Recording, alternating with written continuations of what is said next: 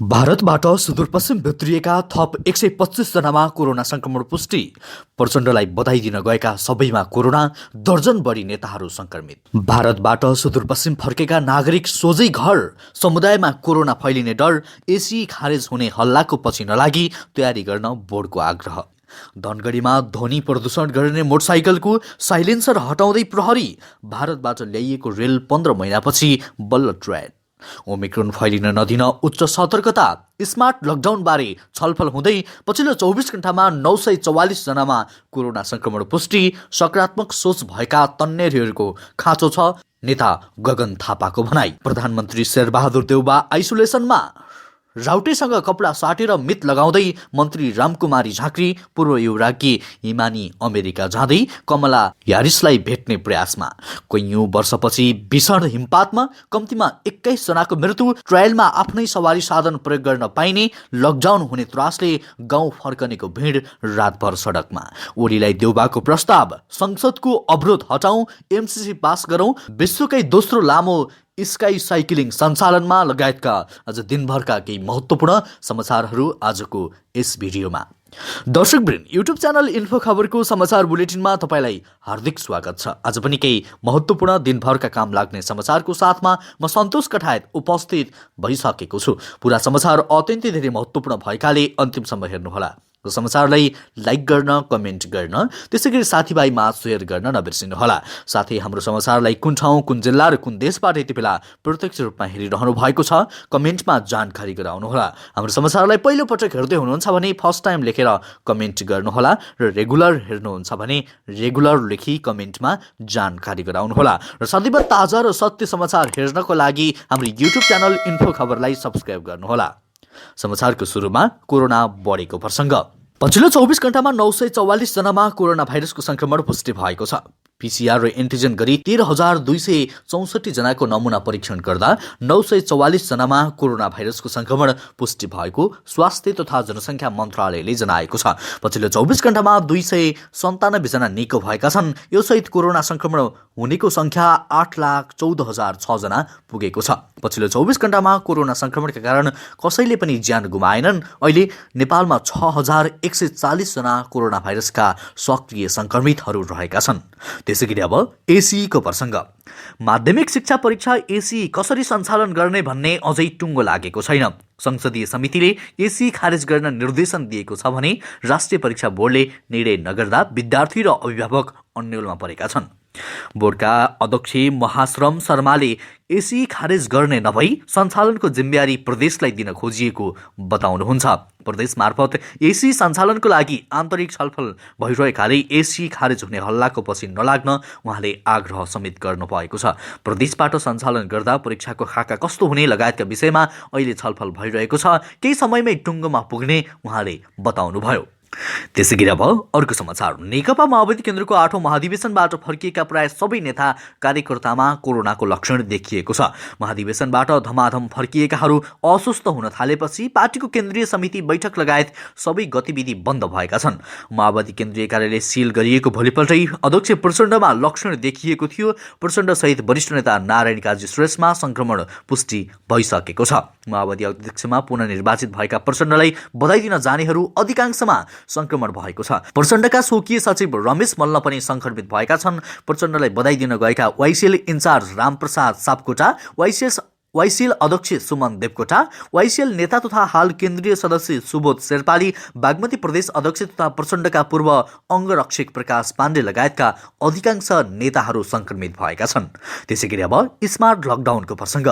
प्रधानमन्त्री शेरबहादुर देउवाले कोरोना भाइरसको नयाँ भेरिएन्ट ओमिक्रोनको संक्रमण फैलिन नदिन उच्च सतर्कता अपनाउन सम्बन्धित निकायहरूलाई निर्देशन दिएका छन्। उनले ओमिक्रोनको संक्रमणलाई थप फैलिन नदिन सीमा नाकालाई चुस्त बनाउन र संक्रमितको खान र बस्नको व्यवस्था गर्ने समेत बताउनु भएको छ। बैठकमा कोरोना भाइरसको ओमिक्रोन भेरिएन्टको संक्रमण दर बढ्दै गएमा छिट्टै अर्को बैठक बोलाएर स्मार्ट लकडाउन गर्ने विषयमा पनि छलफल भएको बताइएको छ। संक्रमितको संख्या बढेर गएमा भिडभाड हुने, सिनेमा हल, हिउँदे विदालाई ध्यानमा दिएर विद्यालय बन्द गर्ने जस्ता स्मार्ट लकडाउनका विषयमा पनि छलफल गरिएको मन्त्री खतिवडाले बताउनुभयो। दर्शकवृन्द, पुनः कोरोना दिन प्रतिदिन बढ्दैछ। अब फेरि के लकडाउन गर्नु सान्दर्भिक होला त? सबैले आफ्नो विचार कमेन्ट गर्नुहोला। त्यसैगरी अब साइलेन्सर हटाउने प्रसङ्ग। धनगढीमा ट्राफिक प्रहरीले ध्वनि प्रदूषण गर्ने साइलेन्सर हटाउने अभियान थालेको छ। प्रहरीले सोही अभियान अन्तर्गत आज 32 मोटरसाइकलको साइलेन्सर परिवर्तन गरेको छ। त्यस्तै मोटरसाइकलको चालकलाई सम्झाएर पठाएको बताइएको छ। बुलेट मोटरसाइकलमा ठूलो आवाज आउने साइलेन्सर राखेर ध्वनि प्रदूषण गर्ने गरी चलाइएका चालकको सवारी साधन मोडिफाई गरेर पठाइएको जिल्ला प्रहरी कार्यालय कैलालीले जनाएको छ। त्यसैगरी अब अर्को प्रसङ्ग। भारतको सरकारी कम्पनी कोकन रेलवे कर्पोरेसनबाट 2077 असोज 2 मै खरिद गरी ल्याइएको रेल शनिबार बल्ल ट्रायल गरिएको छ। 84 करोड 65 लाख रुपियाँमा खरिद गरी धनुषाको इन्ड्रा स्टेसनमा 15 महिनादेखि थन्काइएको रेल सञ्चालनका लागि आज ट्रायल गरिएको हो। जनकपुरको कुर्थादेखि भारतको जयनगरसम्म 35 kilometre rail Likma rail गुडाइएको railway कम्पनीका महाप्रबन्धक निरञ्जन झाले जानकारी दिएका छन्। अब रेल कहिलेदेखि नियमित सञ्चालन गर्ने भन्ने मिति तय अझै नभएको र चाँडै तयारी भइरहेको महाप्रबन्धक झाको भनाइ छ। कुन मितिबाट रेल चल्छ भन्ने ठ्याक्कै म अहिले भन्न सक्दिनँ। हामी छिटै रेल चलाउने तयारीमा छौँ, त्यसैका लागि आज रेलको परीक्षण गरेका हौँ, उनले सञ्चारकर्मीहरूसँग भने। चल्ने मिति राजनैतिक व्यक्तिहरूले तय गर्नुहुनेछ। त्यसैगरी अब कोरोना बढेको प्रसङ्ग। भारतमा कोरोना संक्रमण बढेपछि सुदूरपश्चिमका विभिन्न नाका भएर फर्किएका थप 125 जनामा संक्रमण फेला परेको छ। पछिल्लो 24 घण्टामा प्रदेशका 3 नाकाबाट भित्रिएका 1344 को नमुनाको परीक्षण गर्दा 125 जनामा संक्रमण भेटिएको स्वास्थ्य निर्देशनालय दिपायलले जनाएको छ। त्यसैगरी सुदूरपश्चिममा कोरोनाको संक्रमण दर फेरि बढ्न थाले पनि 3 तहका सरकारको तयारी भने निकै सुस्त देखिएको छ। स्थानीय प्रदेश र संघीय सरकारले सबैभन्दा बढी जोखिममा रहेको प्रदेशमा कोरोना भाइरसको संक्रमण रोक्नका लागि पर्याप्त तयारी गर्न नसकेका हुन्। तर कोरोनाको संक्रमण बढेसँगै अवस्था भयावह हुन नदिन संघ, प्रदेश तथा स्थानीय तहले समन्वय गरेर काम गर्ने योजना बनाउन पनि अघि बढिएको छ। त्यसैगरी भारतबाट आउने व्यक्तिहरूमा संक्रमण देखिन थालेपछि सीमा नाकामा स्वास्थ्य परीक्षणमा कडाई गर्नुका साथै क्वारेन्टिन र होल्डिङ सेन्टरको व्यवस्थापन गरिने बताइएको छ। त्यसैगरी अब राजनीतिमा युवाहरूको प्रसङ्ग। सत्तारूढ नेपाली कांग्रेसका महामन्त्री गगन कुमार थापाले देशलाई सम्हाल्न सकारात्मक सोच भएका तन्नेरीहरू चाहिएको बताएका छन्। महामन्त्री थापाले देशमा धेरै कुराहरू बिग्रेको उल्लेख गर्दै त्यसलाई सम्हालेर अघि बढ्न सकारात्मक सोच भएका तन्नेरी चाहिएको बताएका हुन्। विनायक सिद्धि कलेजले शनिबार काठमाडौँमा आयोजना गरेको एक कार्यक्रममा बोल्दै उनले तन्नेरीहरू जोसिला हुने र त्यसमा थप सकारात्मक चिन्तन आवश्यक रहेको बताएका हुन्।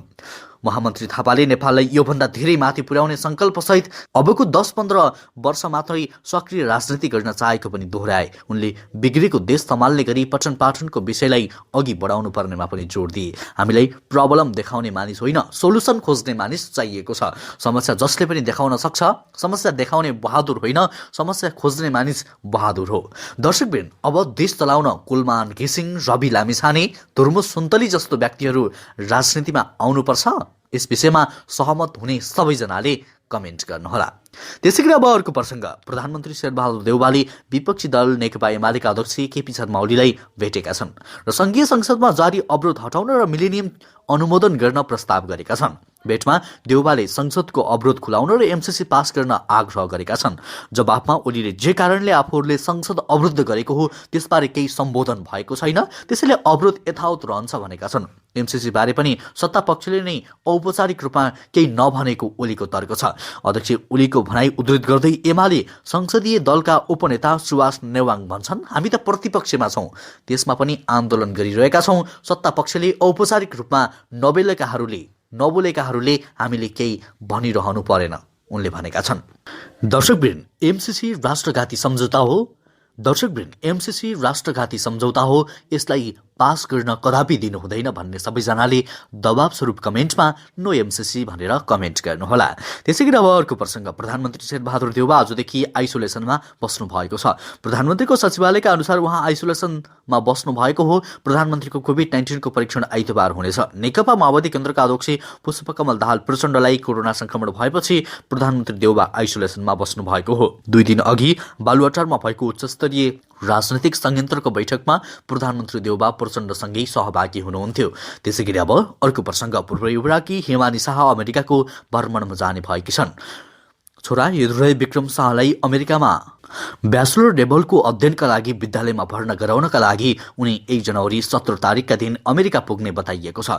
अमेरिका आएका बेला उनले अमेरिकी उपराष्ट्रपति कमला ह्यारिससँग भेटघाटको लागि प्रयास गरेकी छन्। स्रोतका अनुसार व्हाइट हाउस र स्टेट डिपार्टमेन्टको तर्फबाट केही सकारात्मक सङ्केतहरू प्राप्त भए पनि भेटघाटको मिति नै तय भइसकेको छैन। अमेरिका स्थित हिमानी फाउन्डेसन युएसले यो भेटघाटका लागि संयोजकत्वको भूमिका निर्वाह गरिरहेको बताइएको छ। त्यस्तै पूर्व राज्ञी हिमानीले न्युयोर्क बसाइका क्रममा संयुक्त राष्ट्रसङ्घका उच्च अधिकारीहरूसँग पनि भेट गर्ने इच्छा जाहेर गरेकी छन्। यसका लागि पनि प्रयास भइरहेको उनले बताएकी हुन्। त्यसैगरी अब साइक्लिङको प्रसङ्ग। कालीगण्डकीको अग्लो कोच कतै डोरीमा झुन्डिएर कालीगण्डकीको बहाव नजिकै पुग्ने गरी झोलुङ्गे पुलबाट खसिएका देखिन्छन् त कतै एउटै डोरीमा झुन्डिएको एउटा टापुबाट अर्को टापुको गन्तव्य भेट्न एकल डोरीमा कुदिरहेका देखिन्छन्। पारिवारिक पिङ, एकल पिङ र अरू प्राकृतिक आकृतिमाथि बनेका कृत्रिम संरचनामा रम्नेहरूको कमी छैन। यस्तै विभिन्न एडभेन्चर लगायत विश्वकै दोस्रो अग्लो बन्जी सञ्चालन गरिरहेको द क्लिफ भ्यालीको रिसोर्ट परिसरमै विश्वकै अग्लो र लामो व्यावसायिक स्काई साइक्लिङको अर्कै मज्जा छ। 4 वर्ष पहिलेदेखि नै सञ्चालनमा रहेको साइक्लिङ कोरोनाका कारण रोकियो। महामारीको मार खेपेका व्यवसायीहरूले केही दिन पहिलादेखि साइक्लिङ सुरु गरिरहेका छन्। त्यसैगरी अब हिमपातको प्रसङ्ग। पाकिस्तानको उद्धार तथा राहत अधिकारीहरूका अनुसार त्यहाँको मरी र पन्जाब प्रान्तको आसपास भएको भारी हिमपातका कारण कम्तीमा 21 जनाको निधन भएको छ। मरी हिल स्टेसनलाई पहाडकी रानी भनिन्छ र चिसो मौसमका बेला यहाँ भारी सङ्ख्यामा पर्यटक आउँछन्। यहाँ भएको हिमपातका कारण सडकमा गाडीहरू जाम भएर लाइन लागेको छ। हजारौँ मानिसहरूले चिसो सडकमै रात बिताउनु परेको छ। अहिले यस क्षेत्रमा पर्यटकहरू आउन प्रतिबन्ध लगाइएको छ। सरकारले इस्लामाबाद मरी राष्ट्रिय राजमार्गलाई बन्द गरिदिएको छ र मरी तथा आसपासका जिल्लामा सङ्कटकालीन अवस्था लागू गरेको छ। राहत र उद्धार कार्यमा प्रशासनको सहयोगको लागि सेना र अर्धसैनिक बलको सहयोग लिइएको छ। त्यसैगरी अब क्वारेन्टिनको प्रसङ्ग। भारतमा विदेशबाट आएका सबैलाई 7 दिने होम क्वारेन्टिनमा अनिवार्य बस्नुपर्ने व्यवस्था गरिएको छ। भारतको सङ्घीय स्वास्थ्य मन्त्रालयले सूचना जारी गर्दै विदेशबाट आएका सबै यात्रुलाई कम्तीमा 7 दिन होम क्वारेन्टिनमा बस्न आग्रह गरेको छ। विदेशबाट भारत आएकाहरू होम क्वारेन्टिनमा अनिवार्य बस्नुपर्ने नियम कार्यान्वयन भने यही जनवरी 11 देखि मात्रै हुने सूचनामा उल्लेख गरिएको छ। कोरोना भाइरसको महामारी दिन प्रतिदिन तीव्र रूपमा बढ्दै गएको विवरण सार्वजनिक भएसँगै सरकारले 1 हप्ते होम क्वारेन्टिन अनिवार्य गर्ने व्यवस्था लागू गरेको हो। त्यसैगरी अब बुस्टर डोजको प्रसङ्ग। स्वास्थ्य तथा जनसङ्ख्या मन्त्रालयले अग्रपङ्क्तिमा काम गर्ने फ्रन्टलाइनर र 60 वर्षभन्दा माथिका ज्येष्ठ नागरिकलाई कोभिड-19 विरुद्धको थप अतिरिक्त तेस्रो मात्रा खोप दिने भएको छ। मन्त्रालयका सचिव डाक्टर रोशन पोखरेलले माघको पहिलो हप्ताबाट अग्रपङ्क्तिमा काम गर्न चिकित्सक, स्वास्थ्यकर्मी, सुरक्षाकर्मीलाई र माघको दोस्रो हप्ताबाट रोग प्रतिरोधात्मक क्षमता कम भएका तथा 60 वर्ष माथिका सबैलाई अतिरिक्त थप 1 मात्राको खोप लगाउने भएको जानकारीमा आएको छ। त्यसैगरी अब अर्को प्रसङ्ग। भौतिक पूर्वाधार तथा यातायात मन्त्रालयले गत जेठ 1 गतेदेखि लागू हुने गरी सवारी चालक अनुमति पत्र परीक्षा सञ्चालन कार्यविधि निर्देशिका 2077 जारी गरेको थियो। सो निर्देशिका अनुसार सवारी चालक अनुमति पत्रको प्रयोगात्मक परीक्षामा 70% अङ्कभार ल्याएको खण्डमा ट्रायल पास हुने व्यवस्था छ। तर प्रदेश सरकार मातहतका यातायात व्यवस्था कार्यालयले भने आनाकानी गरिरहेका छन्। आफ्नो गाडी हुँदाहुँदै कम्पनीकै गाडी चलाउनु पर्ने नियमप्रति चौतर्फी विरोध भए पनि प्रदेश भौतिक तथा पूर्वाधार यातायात मन्त्रालयले नियम संशोधन गर्न मिल्ने भए सच्याउन निर्देशन दिएको थियो। त्यसैगरी अब अर्को प्रसङ्ग। सङ्घीय सरकारले राउटे जातिका लागि आधारभूत पूर्वाधार निर्माणका लागि चालु आर्थिक वर्षमा रु 2 करोड बजेट विनियोजन गरेको छ। फिरन्ते जीवनशैली अपनाउने राउटे समुदाय स्थायी बसोबासमा तयार छैनन्। आवास निर्माण सम्बन्धी योजना कार्यान्वयनमा ल्याउन शुक्रबार शहरी विकास मन्त्री रामकुमारी झाँक्रीको टोली राउटे बस्ती पुग्यो। राउटे अगुवा समक्ष मन्त्री झाँक्रीले स्थानान्तरण गर्न सकिने भवन बनाउन सरकार तयार रहेको बताउँदै भन्नुभयो, तपाईहरूले चाहेको जस्तो भवन हामी बनाइदिन्छौँ, जहाँ बसाइ सर्नुहुन्छ त्यही भवन बनाउँछौँ। मन्त्रीको उक्त प्रस्तावमा राउटे अगुवा सित्तिमित्ती सहमत भएका छैनन्। त्यसैगरी अब मुगुको प्रसङ्ग। जिल्लामा भारी हिमपातले खाद्यान्न ढुवानी, राजनीतिक अधिवेशन, पढाइ लगायतमा असर परेको छ। भारी हिमपातले गर्दा खाद्यान्न ढुवानी अवरुद्ध भएको छ। मुगु र जुम्लाको सीमा क्षेत्र डाब, गुच्ची, बुलबेल, 7 मोड लगायतका क्षेत्रमा बाक्लो हिउँ खाद्यान्न ढुवानी गर्न मुस्किल भएको छ। बाक्लो हिउँले गर्दा सवारी साधन चल्न कठिनाइ भएको छ। हिमपातले खाद्यान्न ढुवानी रोकिएको खाद्य व्यवस्था तथा व्यापार कम्पनीका सूचना अधिकारी पुष्कर भामले बताएका छन्। ढुवानी अवरुद्ध भएपछि गोदाममा चामल सकिँदै गरेको भनाई सार्वजनिक भएको छ। हाल गमगढी स्थित मुख्य कम्पनीको गोदाममा 500 क्विन्टल चामल छ। जिल्लामा खाद्यान्न अभावको सङ्केत देखा पर्न थालेको छ। त्यसैगरी अब विद्यालय बन्द भएको प्रसङ्ग। शिक्षक र विद्यार्थीमा कोरोना भाइरसको सङ्क्रमण देखिएपछि तुलसीपुर उपमहानगरपालिका सामुदायिक तथा निजी विद्यालयहरू आइतबारदेखि बन्द हुने भएका छन्।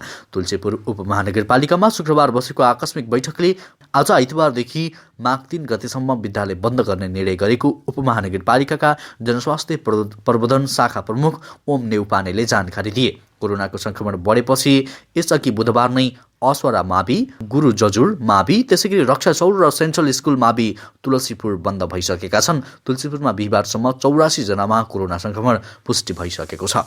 हवस् त दर्शकवृन्द, अहिलेलाई केही चर्चामा रहेका महत्त्वपूर्ण समाचारको सिलसिला यति नै। हरेक दिन बिहानै ताजा र सत्य समाचार हेर्नको लागि हाम्रो युट्युब च्यानललाई सब्स्क्राइब गर्नुहोला। हवस् त अहिले भने म लगायत हाम्रो सम्पूर्ण टिमलाई बिदा दिनुहोस्। तपाईँको बाँकी पल शुभ अनि उत्कृष्ट बनोस्।